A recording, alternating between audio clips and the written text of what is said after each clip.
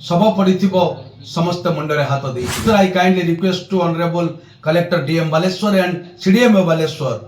नमस्कार, मु सुधांशु शेखर जेना, उपसभापति बालेश्वर जिला कांग्रेस कमिटी। मु निवेदन करुछि माननीय मुख्य चिकित्सा अधिकारी बालेश्वर एवं माननीय जिलापाल महोदय को सर टिके बस्ता गोष्ठी स्वास्थ्य केन्द्र प्रति आपण गुरुत्व देबे। सबुठारु आश्चर्य कथा होछि बस्ता गोष्ठी स्वास्थ्य केन्द्र से बस्ता 16 नंबर जातीय राजपथ निकटरे संपूर्ण भाव में लगिकी अच्छी। आपण भल भाव जानती बस्ता गोष्ठी स्वास्थ्य केन्द्र बस्ता ब्लॉक रो समस्त 31 गोटी पंचायत सदर ब्लॉक एवं सदर निर्वाचन मंडल किछि पंचायत तथा बालियापाल भोगराई दलेश्वर एपरिकी पड़ोशी मयूरभंज जिला और पश्चिम बंग लोक मैंने निर्भर करती। जदि स्वास्थ्य सेवा क्षेत्र में आम चिंता करूँ ताले बस्ता सीएचसी होची समग्र जिला और राज्य में एक गुरुत्वपूर्ण भूमिका। किंतु दुख एवं परितापर विषय साधारण लोक एठी मुंडरे हाथ दौरान। गतकाली एक हृदय विदारक घटना बस्ता अंचल घटी। बस्ता ब्लॉक पत्रझड़ा पंचायत नाभ गाँव में जड़े कमलमती शिशु 6-7 वर्षर शिशु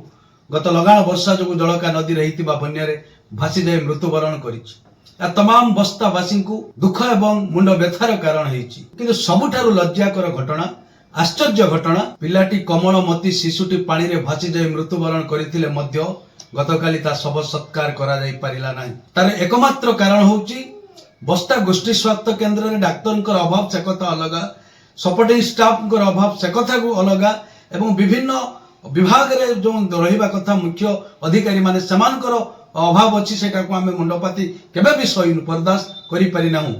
किंतु गोटे कमलमती शिशु पानी रे भासी जाई मृत्युवरण कला बेले जेते बेले बापा कांदुची, माँ कांदुची, गाँ कांदुची, प्रिया प्रति स्वजन समस्ते कांदुचंती किंतु तार गतकाली आमे पोस्टमार्टम करि पारिलु नाही। तार कारण होची बस्ता गोष्ठी स्वास्थ्य केन्द्र रे जो अटेंडर बा स्वीपर पोस्टमार्टम करंती से आगे आठी नाहंती। तांको अतिरिक्त भाव में जलेश्वर दायित्व दे दिया जाइछि। केवल मु नाभ गाँव से कमलमती शिशुर कथा कहू ना, लगातार भाव में 4-5 मास धरी जदि आम देखू ये जे दुर्घटन सम्मुखीन हो मृत्युवरण करू बा जेकोसी इनसीडेंटाल कज रे एक्सीडेंटाल केस रे मृत्युवरण करुच्ची से दिन तार शव सत्कार करा जाई पारु नाही। तार एकमात्र कारण बस्ता रे थिबा ऑटोप्सी रे ताहा कार्य करा जाई पारु नाही बा शव व्यवच्छेद करा जाई पारु नाही। तेणु मु निवेदन करुच्ची माननीय जिलापाल एवं जिला मुख्य चिकित्सा अधिकारी को आपण जहाँ जमिति करूचंती करंतु किंतु शव व्यवच्छेद करबा पई जो स्वीपर बा अटेंडर रहउचंती बस्तारे स्थायी भाव में तांको नियुक्ति करा जाऊ। नचेत एमिति एक दिन आसीबो दानमाझीर घटना बा अन्य कोनोसी घटना बस्ता अंचल रे देखिबा पई मिलिबो। निवेदन करिबि पुणी थरे जिलापाल महोदय को एवं सीडीएम महोदय को बस्ता गोष्ठी स्वास्थ्य केन्द्र को संपूर्ण गुरुत्व देबे एवं शव व्यवच्छेद पई जे स्वीपर बा अटेंडर रहिबे स्थायी भाव में तांको नियुक्ति दिया जाऊ।